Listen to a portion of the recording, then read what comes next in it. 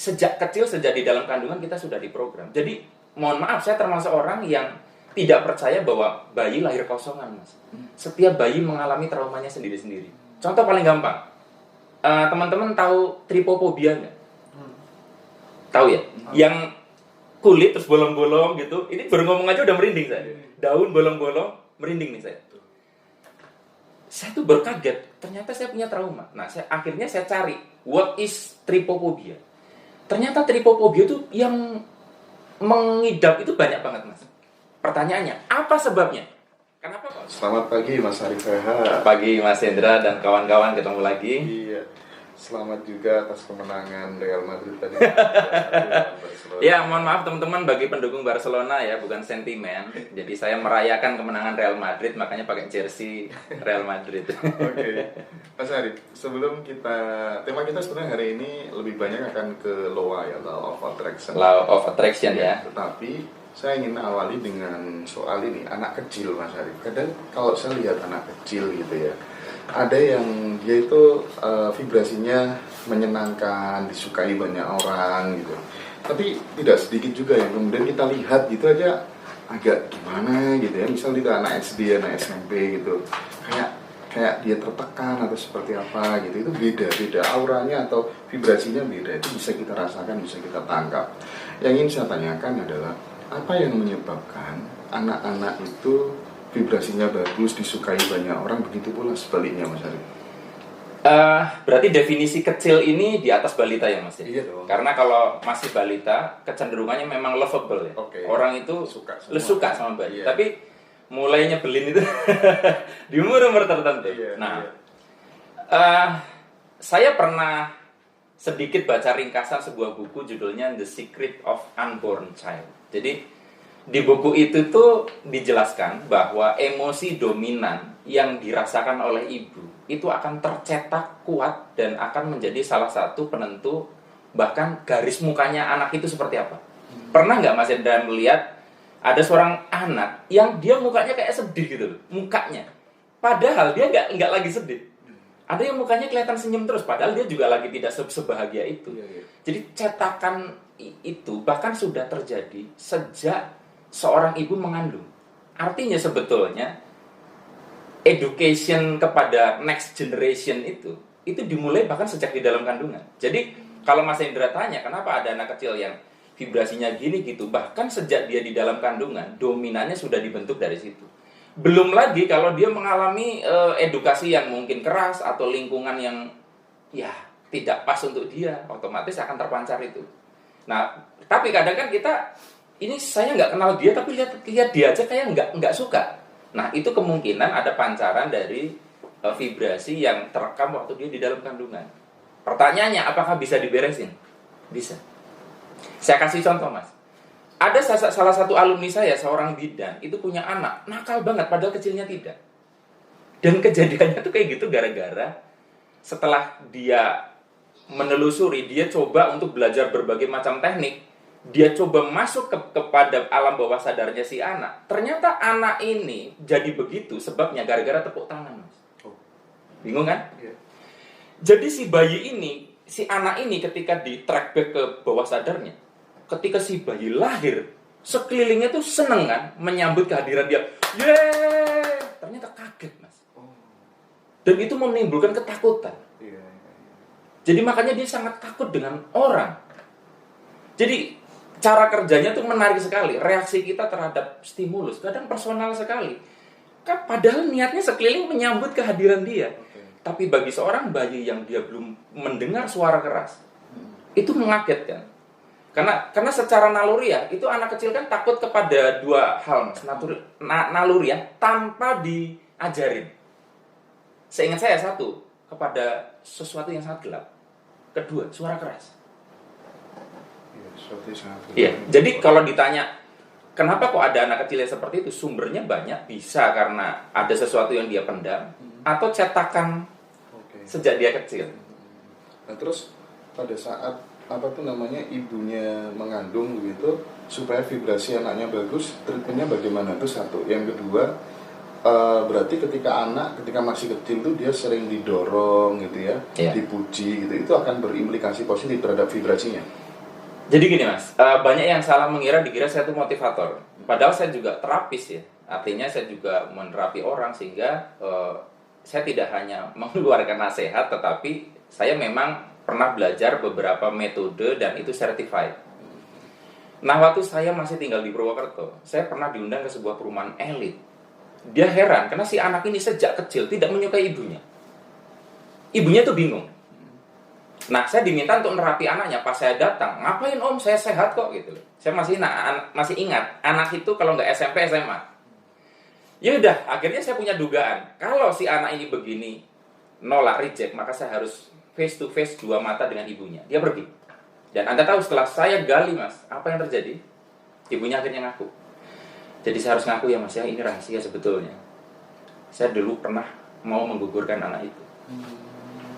Kenapa? Karena kondisi kami saat itu sedang sulit, kami sedang KB, kebobolan. Sehingga ada satu penolakan, aduh kami belum siap punya anak. Jadi si anak ini pun tidak mengerti kenapa dia jengkel banget sama ibunya. Nah maksud saya adalah kita bisa lihat, berarti, ya bener kata-kata nenek moyang zaman dulu, waktu lagi hamil itu emosi kudu dijaga. Bapaknya juga harus menjagain karena teorinya gitu, walaupun nggak segampang itu ya. Tetapi akhirnya kita bisa mengerti bahwa sejak kecil, sejak di dalam kandungan kita sudah diprogram. Jadi mohon maaf, saya termasuk orang yang tidak percaya bahwa bayi lahir kosongan mas. Setiap bayi mengalami traumanya sendiri-sendiri. Contoh paling gampang, teman-teman tahu tripofobia nggak? Tahu ya? Yang kulit terus bolong-bolong gitu. Ini baru ngomong aja udah merinding saya. Daun bolong-bolong, merinding nih saya.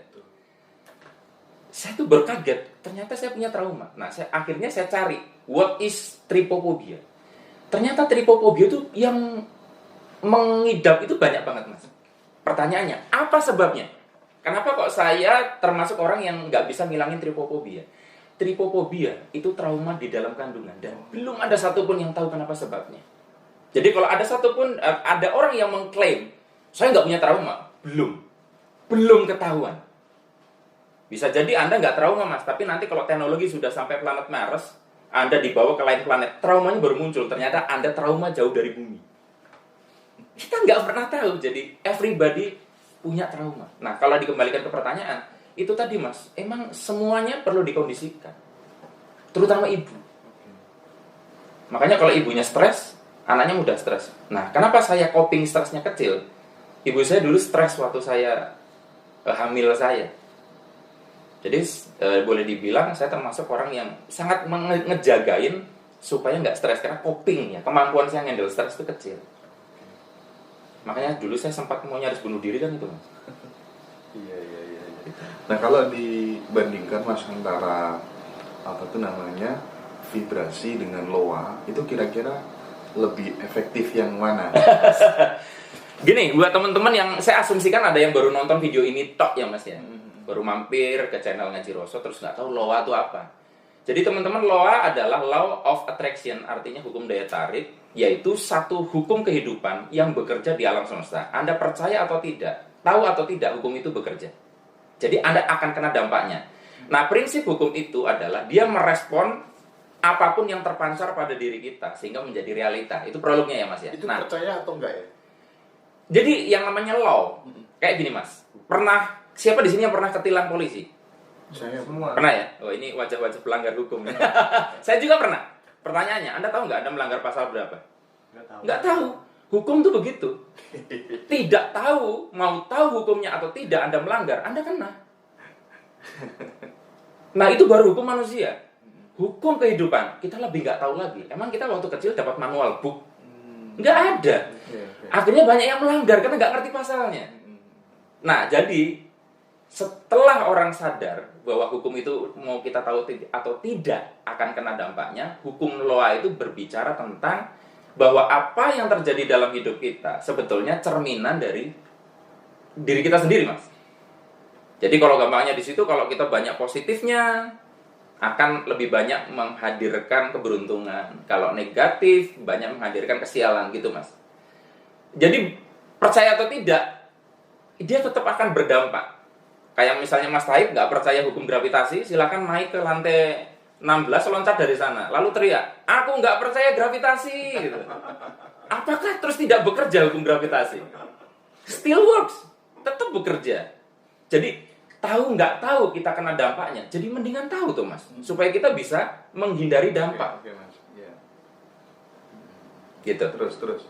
Oh. Kalau ini apa tuh? Yang tadi dengan vibrasi. Kompar dengan vibrasi kira-kira. Nah, ini banyak yang nanya ini Mas. Terus apa bedanya? Terus lebih bagus mana? Gini.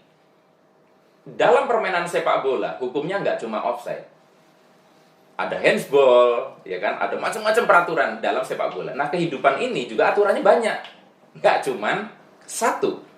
Nah, law of attraction itu hukum. Law of vibration atau hukum vibrasi itu juga hukum. Dan satu sama lain saling bekerja sama, tarik-menarik, menciptakan keseimbangan. Sehingga semesta ini bisa berdiri tegak tanpa tiang.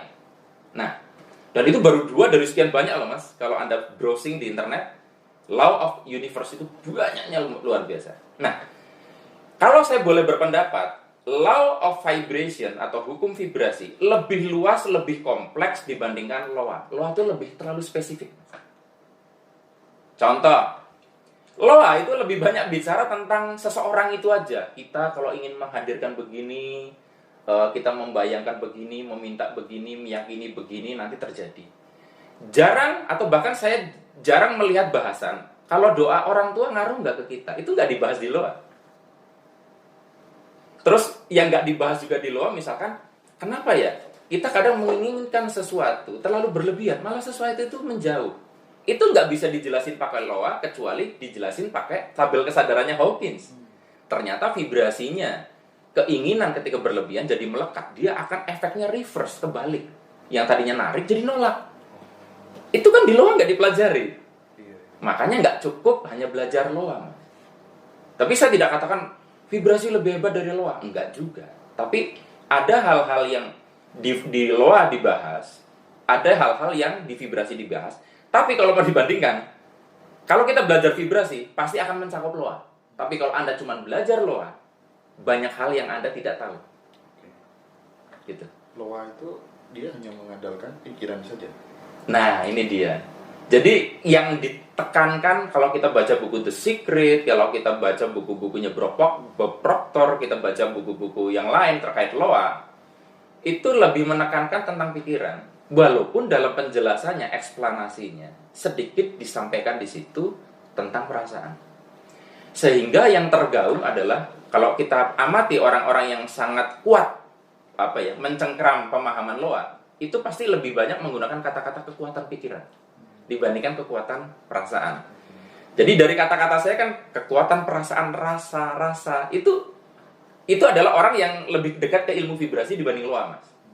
Termasuk ngaji Roso, kenapa nggak ngaji pikir? Dan sebenarnya Mas Hendra sudah tahu bahwa Roso itu lebih kuat dari pikiran. Makanya orang jatuh cinta kadang susah dikasih nasihat pikirannya, karena dia dibajak sama perasaannya. Kalah kuat. Kalah kuat. Itu dia. Jadi kalau Anda mau tanya hasil risetnya, silakan cek di HeartMath Institute, bahwa kekuatan pikiran itu kalah sama kekuatan perasaan. Perasaan secara magnet 5.000 kali lipat lebih kuat dibanding pikiran. Dan secara listrik lebih kuat 100.000 kali lipat dibandingkan pikiran. Berarti kan emosi kekuatannya macam apa coba? Jadi yang bagus gimana? Ya dua-duanya bagus. Pikiran positif, perasaan positif. Nah sekarang pertanyaannya, Mas, kalau nggak sinkron gimana? Kadang kan bertolak belakang. Betul. Lebih mendingan perasaan positif dibanding sebaliknya, Mas. Maksudnya gini, daripada pikiran kita positif, perasaannya negatif, ini akan kelibas. Idealnya dua-duanya positif, tapi kan kadang susah, Mas. Kadang pakar pikiran itu membantahnya gini, loh emangnya vibrasi itu muncul dari mana? Kan ada vibratornya. Vibratornya kan mau tidak mau tetap pikiran juga ya, terlepas kemudian bantahan seperti itu gitu ya.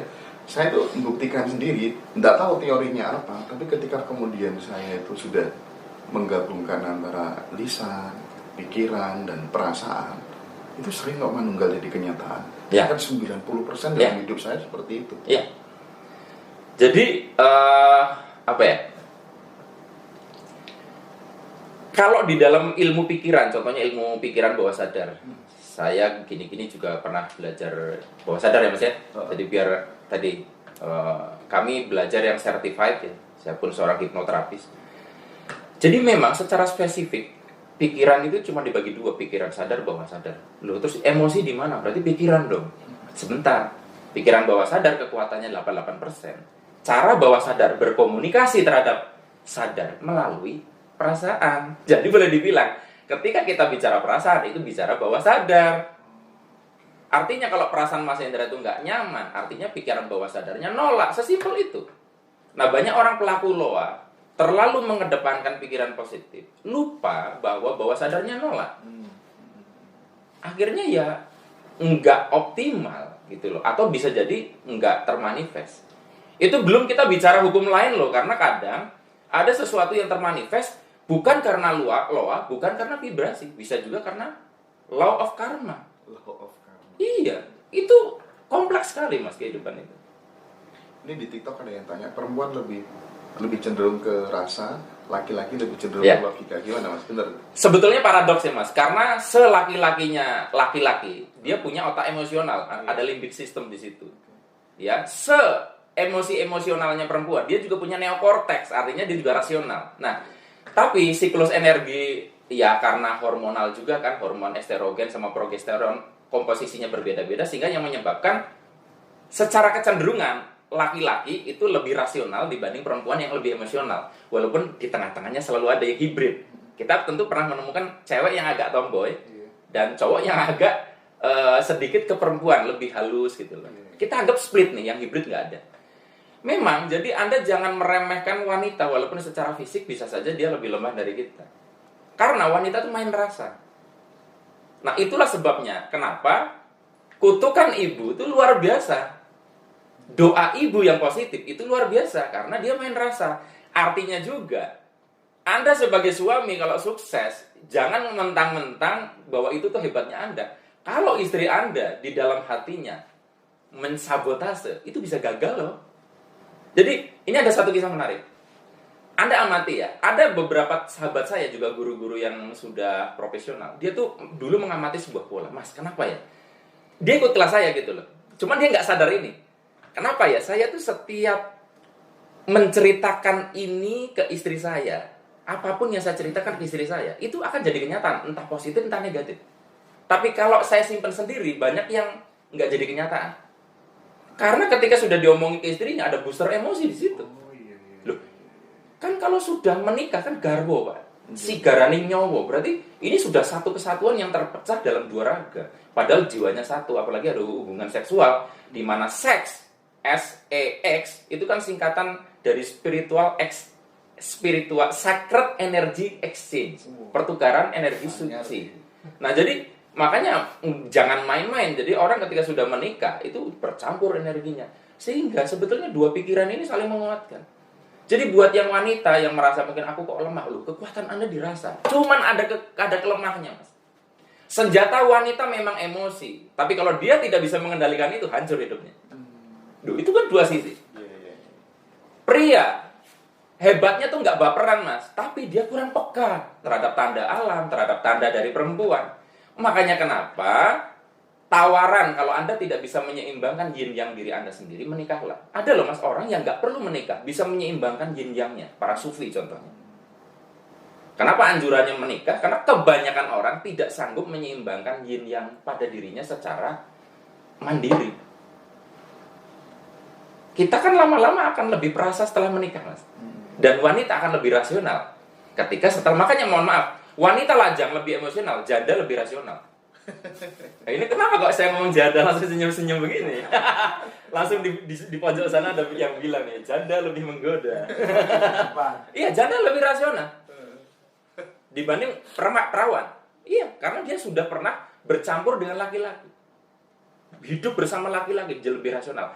Laki-laki pun kenapa duda lebih menggoda? Karena dia ngerti cara berpikir perempuan, sudah lama pernah beristri misalnya. Dia yin yangnya lebih komplit. Ya gitu ya. Ini Mas Taib kayaknya ada ide nakal ini kok senyum-senyum ini. Oke. Masih tentang soal loa ya Mas, kan karena memang buahnya orang mabuk soal loa ini ya. Iya. Mabuk loa. Terus saya pernah nonton kontennya Mas Arif tentang menghimpun saldo untuk materialisasi. Ah, Nah itu gimana Mas? Jadi gini Mas, buat teman-teman mungkin apa sih mabuk loa? Kan Anda mungkin taunya mabuk kendaraan gitu ya. Apapun itu kalau berlebihan akan menciptakan mabuk, Mas. Mabuk itu artinya tidak sadar. Sementara pesan yang paling utama dari semua ilmu spiritual adalah eling lan waspodo. Ketika orang sudah tidak iling dan tidak waspodo, dia mabuk. Mabuk itu artinya adalah kita dibutakan oleh hal itu. Nah, teman-teman yang saya sebut mabuk loa adalah ketika Anda merasa semua hal yang Anda lihat dalam hidup itu penjelasannya harus selalu loa. Yang kedua, Anda melihat satu-satunya hukum dalam hidup itu hanya loa. Nah, kalau Anda sudah punya ciri-ciri gitu, ya mohon maaf, Anda termasuk orang yang mabuk loa. Nah, orang yang mabuk loa itu ya, contoh nih Mas, tak kasih contoh ya. Beberapa kali ada orang SMS dan WA saya. Jadi ada yang SMS, ada yang WA. Mas Arif, saya subscriber baru channel Arif RH Vibrasi. Kemarin-kemarin saya sudah belajar Mas dari channel lain tentang loa. Alhamdulillah loanya bekerja Mas. Oh gitu ya. Gimana kok bisa tahu bekerja? Banyak SMS Mas dari BRI mengatakan bahwa Anda menang undian, dari Bank Mandiri. Itu kan SMS penipuan kan? Anda tahu kan? Dia merasa bahwa itu loa. Ini kalau bukan orang mabuk penjelasannya apa coba? Itu yang saya maksud. Jadi ketika saya membuat video mabuk loa, itu beberapa orang tersinggung. Sebentar, saya tidak menyalahkan orang yang ngajarin loa. Saya tidak menyalahkan loa karena itu hukum alam. Saya mengkritik orang yang mabuk. Kan boleh dong saya menyadarkan. Yang mabuk ilmu vibrasi juga ada, Mas. Jangan salah. Saya fair. Bukan karena ngajar vibrasi, terus yang tak mabuk-mabuk kan cuma loa. Yang ngajar vibrasi, mabuk ada. Dikit-dikit vibrasi. Oh, segala sesuatu dikaitkan sama vibrasi. Iya, apa-apa vibrasi. Ya contoh misal, Mas. Kemarin itu konsernya Ariel Noah itu dia sound systemnya rusak. Secara vibrasi apa penjelasannya? Ya belum tentu secara vibrasi toh. Bisa jadi memang salonnya bodol. Nah itu loh Mas, memaksakan apa-apa harus dilihat secara vibrasi. Betul. Mas Hendra sakit perut, apa secara vibrasi penjelasannya? Oh, dia salah makan, sesimpel itu kok. Kadang saya, maaf ya, agak jengkel jadinya tuh. Gak gitu juga lah. Oke, nah balik ke, kalau ada di antara Anda yang sudah pakai loa, pakai ilmu vibrasi, kok nggak bisa termanifestasi? Maka, sebagaimana di video Ngaji Roso dengan saya di sebelumnya, hubungan kita dengan bank, hubungan kita dengan semesta itu seperti hubungan nasabah dengan bank, di mana kita tuh baru bisa narik saldo, narik uang kalau saldonya ada. Kalau nggak ada saldonya nggak bisa narik. Nah, narik itu artinya memanifestasi. Jadi kalau misalkan Anda sudah pakai loa, kok nggak terwujud-terwujud, maka curigalah jangan-jangan Anda itu terlalu banyak meminta, kurang menabung. Nah, menabung ini artinya, ini logis banget nih. Sepakat. Iya, menabung itu berbuat baik. Oke. Ya. Nah, pertanyaannya, Mas, kenapa saya lihat ada orang yang dia sepertinya tidak terlalu berbuat baik? Sorry. Ya. Dia tidak sering terlalu berbuat baik, tapi kok kayaknya gampang banget. Tabungan energi itu bisa diwariskan antar generasi. Sip. Jadi tabungan energi itu seperti biskuit Roma, bisa diwariskan dari generasi ke generasi. Jadi kalau misal kita jangan iri, misalkan kadang ya ada orang yang bilang, maaf ya, dikit-dikit orang bilang istidroj. Pernah denger nggak Mas istilah istidroj? Istidroj itu orang yang kelihatannya dia tuh santai-santai aja, bahkan agak bangsa, tapi kok hidupnya enak banget gitu. Sawapnya besar soalnya. Nah, jangan salah loh, dia lagi menggunakan tabungan energi dari leluhur-leluhur. Tapi nanti kalau sudah habis itu tabungan, mulailah dia celaka dan ke bawah sudah habis. Nah, jadi kalau misalkan Mas Hendra kok ngerasa aku kok kayaknya nggak nabung sebesar ini, kok hidupku enak banget Mas. Itu tabungan dari orang tua jenengan yang belum cair di kehidupan dia atau kakeknya. Dan ini akumulatif, makanya ini menunjukkan kalau Anda sekarang berjuang dan merasa nggak dapat apa-apa, percayalah bahwa ini akan diwariskan. Kalau Anda merasa terlalu miskin, Mas, aku nggak bisa mewariskan rumah, aku nggak bisa mewariskan uang. Apa warisan untuk generasi selanjutnya? Tabungan energi. Jadi pemahaman ini tuh membuat akhirnya kita tuh tidak merasa putus asa, Mas. Kadang ada orang gini, dia menakar cairnya tuh harus di kehidupan dia. Sementara hukum kekekalan energi berbicara bahwa tidak akan hilang itu energi. Dia hanya berubah bentuk dari satu bentuk ke bentuk yang lain. Jadi makanya jangan GR juga kita. Jangan-jangan bukan karena loa saya tok. Jangan-jangan karena tabungan kebaikan ayah saya yang sudah almarhum.